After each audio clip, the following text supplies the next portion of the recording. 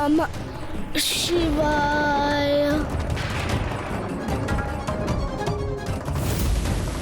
ओम नमः शिवाय। ओम नमः शिवाय। ये कैसी शीतलता का प्रभाव हो रहा है मुझ पर? मेरी उष्णता, मेरा ताप जैसे छिन गया हो मुझसे। ओम नमः शिवाय। ओम नमः शिवाय।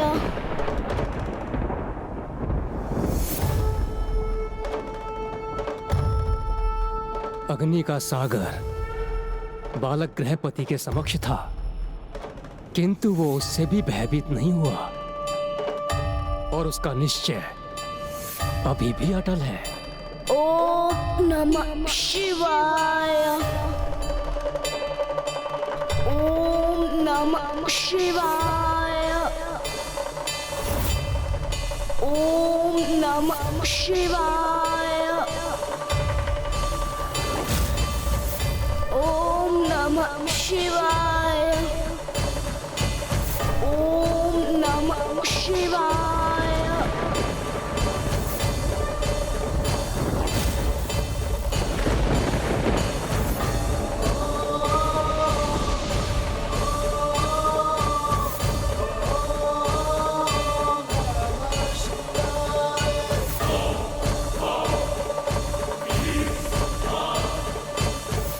मुझे क्षमा कीजिए प्रभु, मैं ही आपको पहचान ना सका, किंतु मुझे अब आपका वास्तविक परिचय ज्ञात हो गया है। आप तो और कोई नहीं, स्वयं मेरे प्रभु महादेव है। हे प्रभु, अपने स्वाभाविक रूप में मुझे अपने दिव्य दर्शन प्रदान करने की कृपा कीजिए।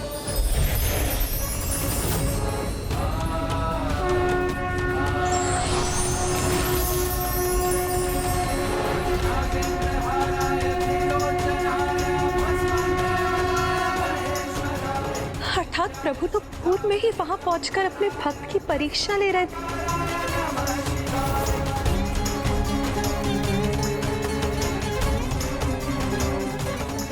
बालक गृहपति, सभी परीक्षाओं में सफल होकर तुमने ये प्रमाणित कर दिया है कि भक्ति की शक्ति से कुछ भी संभव हो सकता है, मृत्यु को भी पराजित किया जा सकता है।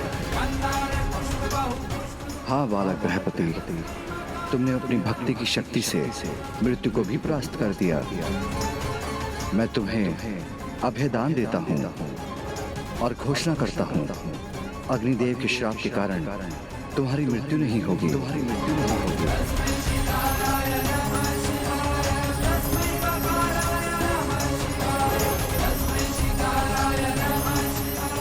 प्रभु महादेव ने स्वयं इस ऋषि पुत्र बालक को मेरे श्राप से मुक्त कर दिया।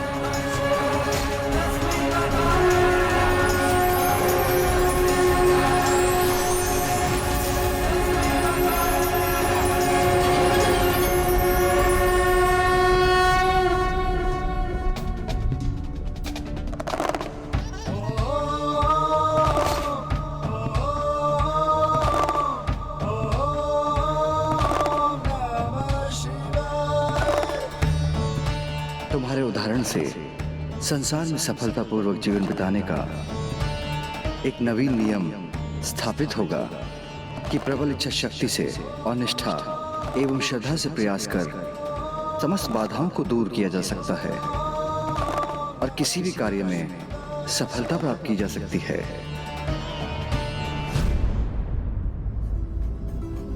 हे महादेव, आपने मेरे श्राप से इस बालक को तो मुक्त कर दिया, किंतु अब मेरी गति क्या होगी? क्योंकि अब ताप के स्थान पर मैं शीतलता का विस्तार कर रहा हूं। इस प्रकार तो मेरा अस्तित्व ही मिट गया प्रभु। ये तो मेरा अंत का ही सूचक है, किंतु मेरा ऐसा क्या दोष था जिससे मुझे इतना कठोर दंड प्राप्त हो रहा है? और बालक गृहपति के पिता का क्या दोष था अग्निदेव, जिसको आपने शापित किया? हे अग्निदेव, मेरा तो एकमात्र आशय था कि मैं उस बालक और ग्राम को अनिष्ट से सुरक्षित रख सकूं। इसलिए मैं अपना धर्म निभाकर पुण्य कर्म कर रहा था। एक निर्दोष निर्भीक शिशु की रक्षा करने का ही तो धर्म निभाया था उन्होंने।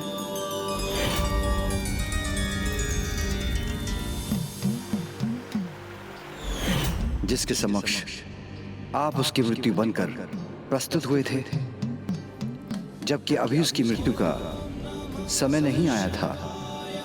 और बालक गृहपति का क्या दोष था अग्निदेव, जिसकी मृत्यु आपने उसके जन्म के पूर्व ही निर्धारित कर दी। हे प्रभु, मुझे क्षमा करें। मैं अपने क्रोध पर नियंत्रण नहीं रख सका। नियंत्रण ही तो अनिवार्य है अग्निदेव, क्योंकि व्यवहार, शक्ति और जीवा पर जिसका नियंत्रण नहीं होता वह अनेकों भूल करता है और फिर उन्हीं भूलों के चक्र में उलझता चला जाता है। आपकी अग्नि के अनियंत्रण प्रकोप को नियंत्रण में लाने के लिए ही गृहपति का जन्म हुआ है। गृहपति के दृढ़ निश्चय और भक्ति की शक्ति के कारण ही अग्नि का ताप शीतलता में परिवर्तित हो गया। आप अपने स्वाभाविक व्यवहार को तभी प्राप्त कर सकेंगे जब आप अपनी अग्नि को नियंत्रण में रखेंगे, स्वयं कहीं उत्पन्न नहीं होंगे और स्वेच्छा से एक सीमा से अधिक अपना विस्तार कर संपूर्ण सृष्टि को प्रभावित नहीं करेंगे।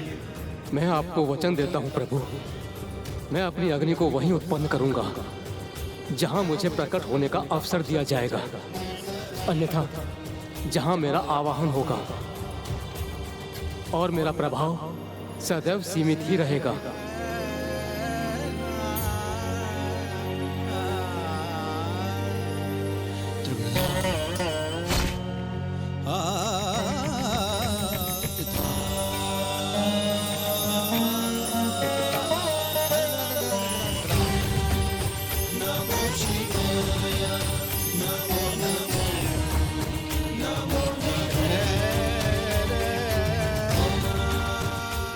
प्रभु, आपका कोटि कोटि धन्यवाद प्रभु, आपका कोटि कोटि धन्यवाद। प्रभु, जब अग्निदेव ने स्वयं पर नियंत्रण रखने का वचन दे ही दिया है, तो संसार में एक और नियम स्थापित होना चाहिए। अग्नि के प्रति सबको सदा सचेत रहना चाहिए। अग्नि के उपयोग के उपरांत उसे अवश्य बुझाना चाहिए। आनंद और व्यसन के लिए अग्नि का उपयोग कभी नहीं होना चाहिए। तुमने सर्वथा उचित कहा बालक गृहपति। आज के उपरांत तुम्हारी कथा से समस्त जगत अग्नि के उपयोग के नियम को सदा स्मरण रखेगा और मैं तुम्हें सभी दिशाओं का नियंत्रक होने का आशीष देता हूं कि तुम अग्नि को किसी भी दिशा में आवश्यकता से अधिक बढ़ने से रोकोगे। और जिस पार्थिव शिवलिंग का तुमने निर्माण किया है वह अग्नेश्वर लिंग के नाम से प्रतिष्ठित है। अग्नेश्वर लिंग के नाम से प्रतिष्ठित है। वह अग्नेश्वर लिंग के नाम से प्रतिष्ठित है।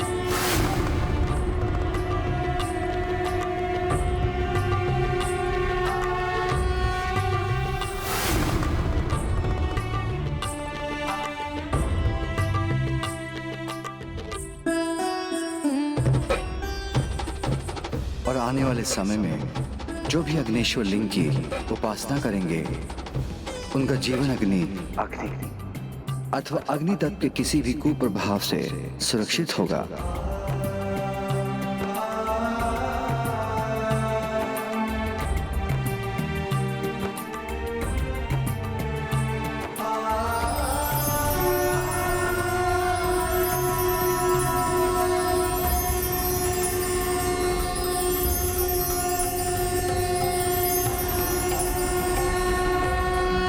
प्रभु गृहपति की जय, प्रभु गृहपति की जय, प्रभु गृहपति की जय।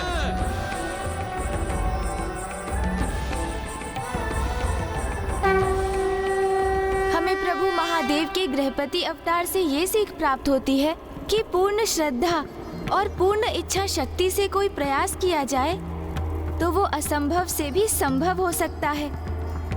हाँ गौरी पुत्र, यही थी प्रभु गृहपति की कथा। जिन्होंने अपनी भक्ति से उस अग्नि को भी शीतल होने पर विवश कर दिया और अपनी मृत्यु को टाल दिया। जय हो प्रभु गृहपति की। जब तक मैं प्रभु के गृहपति अवतार की कथा संपन्न नहीं कर देता, तब तक आप समस्त प्रयास करते रहिए, किंतु मेरे पास इतना समय नहीं कि मैं उन्हें असफल होता देखता रहूं। मुझे दिवस के अंत तक लंका अवश्य पहुंचना है। प्रभु गृहपति की कथा भी पूर्ण होने वाली है। अब मेरे पास अधिक समय शेष नहीं है। कुछ भी हो जाए, किंतु मैं प्रभु के आत्मलिंग को लंका नहीं जाने दे सकता। इसलिए मुझे अपनी शक्ति में वृद्धि कर लंकेश को रोकना ही होगा। लंकेश जो कर रहे हैं वो किसी भी दृष्टि से उचित नहीं, किंतु फिर भी वो अग्नि के इतने प्रचंड प्रभाव को सहकर भी आत्मलिंग को स्वयं से दूर नहीं होने दे रहे हैं। ऐसा कर वो भी प्रभु महादेव के प्रति अपनी अटूट भक्ति का ही उदाहरण प्रस्तुत कर रहे हैं। लंकेश की प्रभु भक्ति के समक्ष मुझे एक बार पुनः विवश होकर उनके लिए विघ्नहर्ता बनना ही पड़ेगा। और आने वाले समय में जो भी अग्निश्वर लिंग की उपासना करेंगे, उनका जीवन अग्नि अथवा अग्नि तत्व के किसी भी कुप्रभाव से सुरक्षित होगा। प्रभु गृहपति की जय। कदाचित अग्नि से लंकेश की रक्षा करने हेतु मुझे भी वही करना होगा जो प्रभु गृहपति के लिए स्वयं प्रभु महादेव ने किया था। हे अग्निदेव, कृपया शीतल होकर लंकेश के कष्ट को क्षीण करें।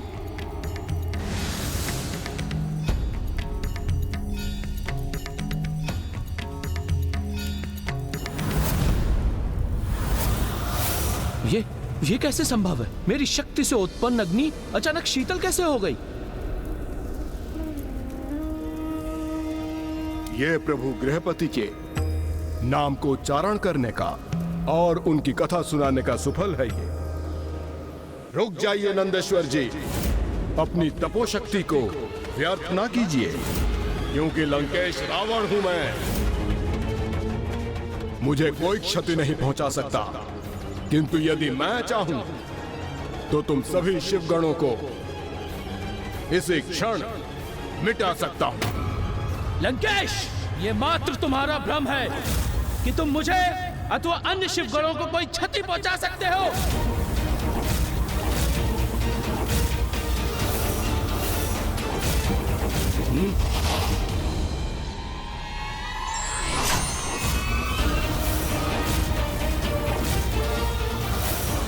अब तो ये दोनों ही परस्पर हिंसा के लिए तत्पर हो उठे हैं। एक और लंकेश है जो उत्तेजित करते हैं और दूसरी ओर नंदेश्वर जी जो क्रोधित हो उठते हैं। इसलिए मुझे ही पुनः कुछ कर इन दोनों को रोकना होगा।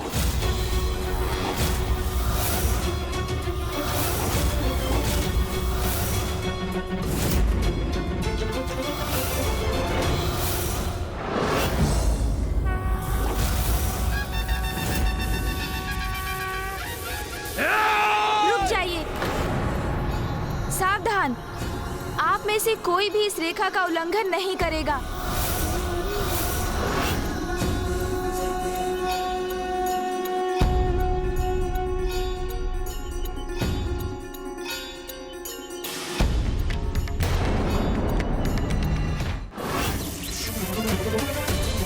मिली पलताई भी लेता तो नहीं तत्ती रायदी।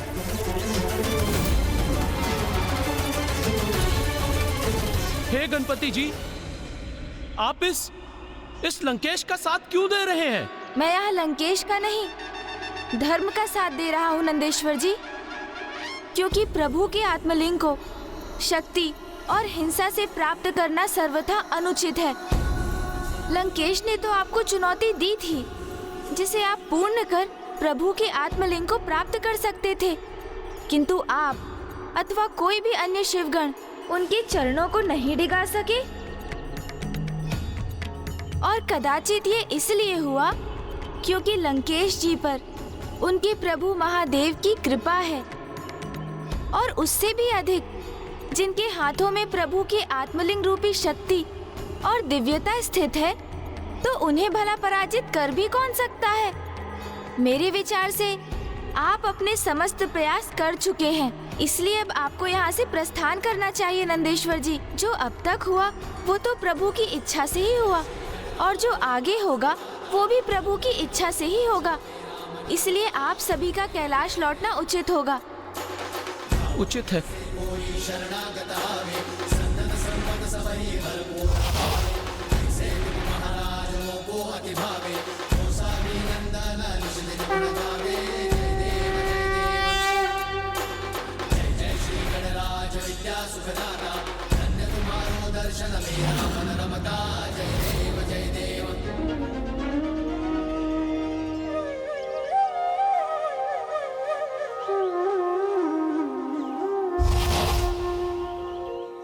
ये तो सर्वथा उचित हुआ गौरी पुत्र कि आपके समझाने पर सभी यहाँ से लौट गए, अन्यथा मैं अपना नियंत्रण खो बैठता। किंतु मुझे इसकी अपार प्रसन्नता है जिन्होंने अग्नि को नियंत्रित किया। प्रभु शिव शंकर शंभु के उन्हीं के अवतार प्रभु गृहपति ने मेरे चारों ओर छाई अग्नि को भी शीतल कर मेरा ही साथ दिया। तब तो हमें उनकी स्तुति करनी चाहिए लंकेश। कदाचित वो प्रसन्न होकर हमें अपने दर्शन प्रदान करेंगे। हाँ हाँ, अवश्य।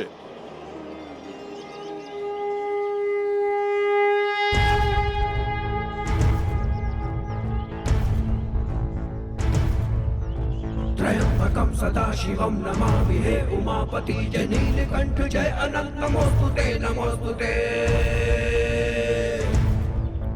हो भोलेनाथ भक्त के हो कष्ट से निवारते, ये सृष्टि सारी संकटों से शिव ही है उबारते। ओम नमः शिवाय, ओम नमः शिवाय, ओम नमः शिवाय, ओम नमः शिवाय, ओम नमः शिवाय, ओम नमः शिवाय। मुनि विश्व नर और सुषमति की है कथा, संतान के लिए जिन्होंने वर्षों तक सही व्यथा की कामना। सुषमति ने शिव समान पुत्र की, तो काशी जाके शिव जी की मुनि ने घोर तपस्या की। विश्वेश्वर लिंग की मुनि थे कर रहे आराधना, तो बाल रूप शिव जी का था लिंग में उन्हें दिखा। प्रकट हुए सुषमति के गर्भ में जन्म लिया था, ब्रह्मा जी ने गृहपति का नाम आपको दिया। ओम नमः शिवाय, ओम नमः शिवाय।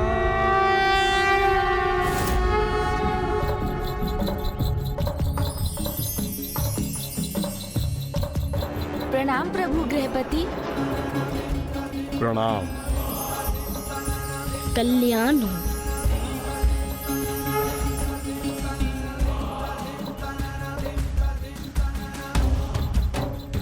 ये तो मेरा परम सौभाग्य है प्रभु कि आपकी मुझ पर प्रत्यक्ष अथवा परोक्ष रूप से अपार कृपा दृष्टि सदैव बनी रहती है, जिसके परिणाम स्वरूप नंदी जी की तपो अग्नि भी शीतल हो गई।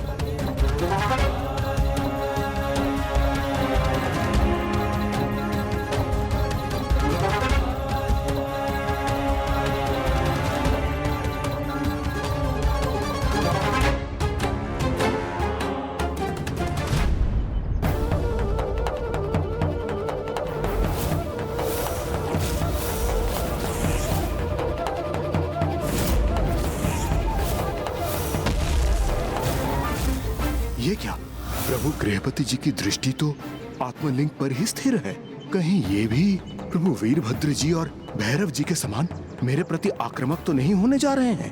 लंकेश रावण, आपके हाथों में प्रभु का ये आत्मलिंग होने का एक ही संभव कारण है कि आपने स्वयं को सदा महादेव का परम भक्त प्रमाणित किया। प्रबल इच्छा शक्ति और पूर्ण निष्ठा एवं श्रद्धा से कुछ भी संभव हो सकता है।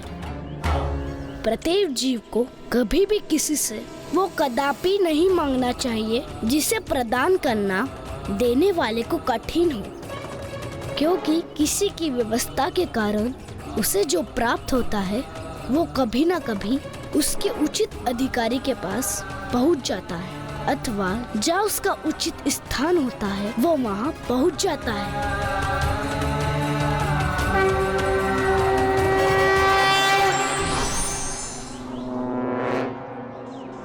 प्रभु गृहपति की सीख नंदी जी के लिए सर्वथा उचित है गौरीपुत्र, क्योंकि प्रभु के जिन आत्मलिंग पे मेरा अधिकार है वो नंदी जी के इतने प्रयासों के उपरांत भी मेरे साथी हैं। सत्य है, कभी कभी अहंकारवश बड़े से बड़ा ज्ञानी भी छोटी सी बात का गूढ़ रहस्य समझने में असमर्थ हो जाता है। गौरीपुत्र, किंतु आपने नंदी जी को यहाँ से भेजने में थोड़ी शीघ्रता कर दी। लौटने पर विवश हो गए वो। यदि वो प्रभु के वचनों का श्रवण करते तो वो एक श्रेष्ठ और आवश्यक सीख प्राप्त करते। अवश्य।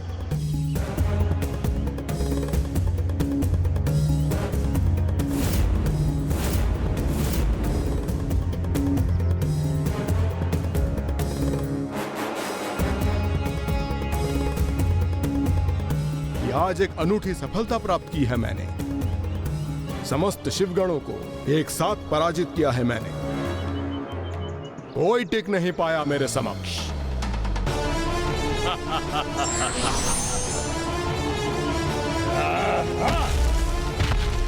मेरी इतनी अपार शक्ति का उदाहरण प्रस्तुत हुआ है इस जगत में गौरीपुत्र, इसलिए मुझे अपनी सफलता का उत्सव मनाना चाहिए। अवश्य होगा मेरी इस विजय का उत्सव। रुकिए लंकेश जी, प्रकृति को हानि पहुंचाना अनुचित है। अब कोई भी मेरे मार्ग में बाधा बनने का दुस्साहस नहीं करेगा।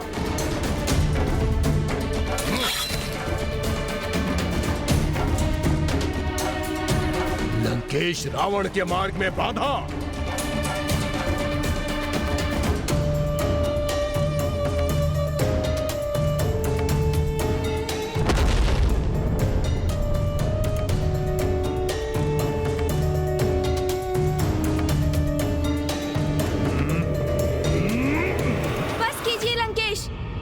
जाइए।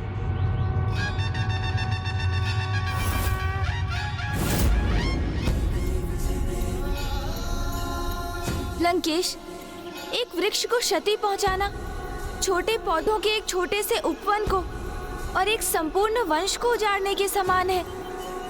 और प्रभु के आत्मलिंग को अपने हाथों में लेकर आप इतना बड़ा पाप मत कीजिए। और वैसे भी आप इस वन को, यहाँ की प्रकृति को अत्यधिक क्षति पहुंचा चुके हैं। लंकेश, कहीं आप ये तो नहीं भूल गए हैं ना कि समस्त सृष्टि के पिता जगत पिता महादेव ही हैं? और उनकी इन संतानों को हानि पहुंचाकर आप स्वयं अपने प्रभु को आहत कर रहे हैं। और इस प्रकार अन्य जीवों का नाश कर आनंद मनाने का क्या औचित्य है लंकेश? आज की अपनी सफलता को अपनी बुद्धि पर हावी मत होने दीजिए। मैं समझ गया गौरीपुत्र, आपका कथन सर्वथा सत्य है। ये कैसे भूल गया मैं कि ये सीख जगत को प्रभु के शरभ अवतार ने दी थी। शरभ अवतार? हाँ गौरीपुत्र, वो शरभ अवतार जिन्होंने संसार को ये सीख दी कि अपनी सफलता को अपनी बुद्धि पर हावी नहीं होने देना चाहिए। और ये सीख तो उन्होंने आपके मामा श्री हरिनारायण के माध्यम से जगत के समक्ष इसका उदाहरण प्रस्तुत किया।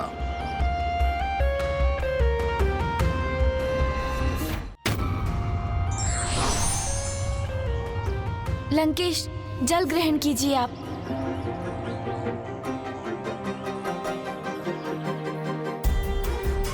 लंकेश, पिताश्री के शरभ अवतार की कथा मुझे विस्तार से सुनाने की कृपा कीजिए।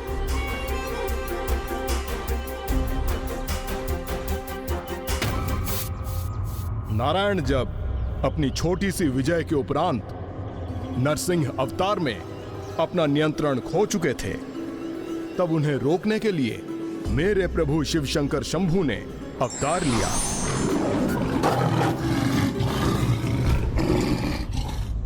ये उस समय की कथा है गौरीपुत्र, जब हिरण्यकश्यप नाम के महाबली महाप्रतापी असुर ने अपने तप से पितामह ब्रह्मदेव को प्रसन्न कर उनसे एक अद्भुत वरदान मांगा था। न दिवस में न रात्रि में, न भीतर न बाहर, न आकाश में न पाताल में, न नर से न देव से, न यक्ष से न राक्षस से मेरे प्राण किसी से भी न जा सके। और उससे भी अधिक ब्रह्मदेव, इस संसार में जिसकी भी आपने रचना की है, उनमें से कोई भी मेरा वध न कर सके। तथास्तु, तथास्तु, तथास्तु।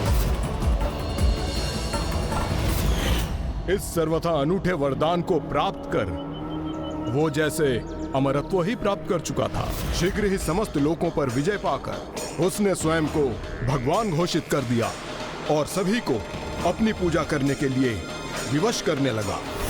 किंतु इसके पश्चात उन्हीं महान असुर हिरण्यकश्यप के परिवार में उनका विरोधी उनके पुत्र प्रहलाद के रूप में जन्म हुआ, जो नारायण का भक्त था।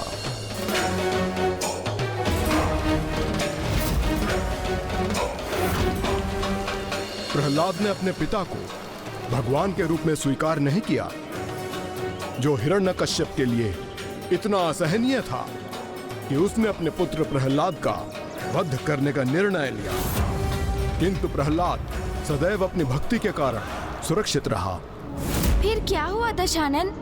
तब एक ओर तो वो अपने ही पुत्र का अंत करने के लिए आतुर था, और वहीं दूसरी ओर उसके सेवक सभी को इस प्रकार यातना दे रहे थे जिससे कि वो उसे भगवान के रूप में स्वीकार करे। और फिर सभी देवता नारायण से सहायता की भिक्षा मांगने वैकुंठ धाम पहुंच गए।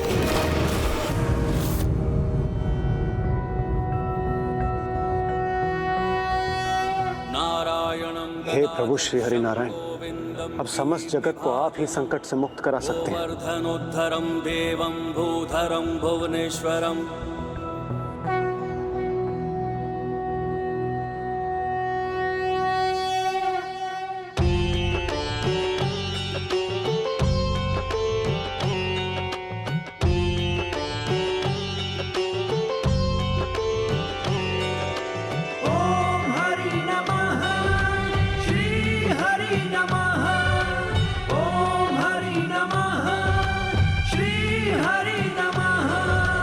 विनती करूं भगवन स्वीकार करो, विनती करूं भगवन स्वीकार करो।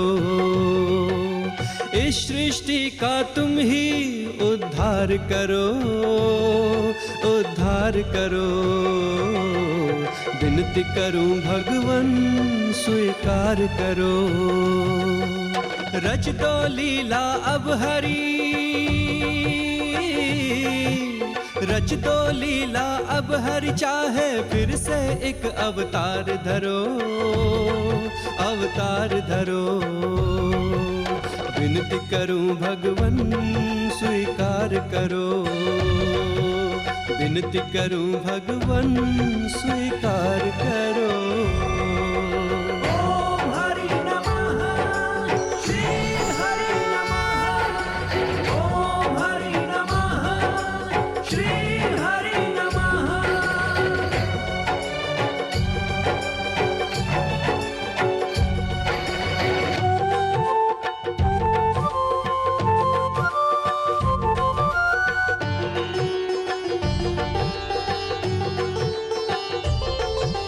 हम सबके पालनहारे हो, इस सृष्टि के रखवारे हो। हम सबके पालनहारे हो, इस सृष्टि के रखवारे हो। जब जब विपदा आई जग पे प्रभु आप ही बने सहारे। समाधान कोई संकट का दो, जन जन का कल्याण करो, कल्याण करो। विनती करूं भगवन स्वीकार करो। इस सृष्टि का तुम ही उद्धार करो, उद्धार करो। विनती करूं भगवन स्वीकार करो।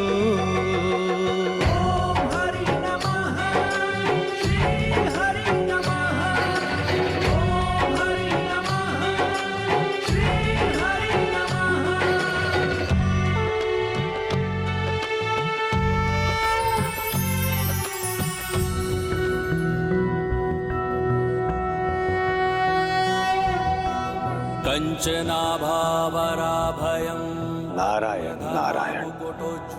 प्रभु, आपने इस संसार को वचन दिया था कि जब जब इस संसार में धर्म की हानि होगी, संत जनों पे संकट छाएंगे और भक्त जनों के साथ दुर्व्यवहार होगा, तब तब आप इस संसार की रक्षा हेतु इस संसार में प्रकट होंगे। अब वो समय हमारे समीप है प्रभु। प्रभु हिरण्यकश्यप ने सभी, अब वो समय आ गया है। नरसिंह अवतार नारायण के क्रोध से उत्पन्न अवतार, जो उत्पन्न तो हुआ था सृष्टि को संकट से मुक्त कराने के लिए, किंतु सृष्टि के अस्तित्व पर ही संकट का कारण बन गया। और उसी संकट का अंत करने के लिए मेरे प्रभु को शरद अवतार लेना पड़ा।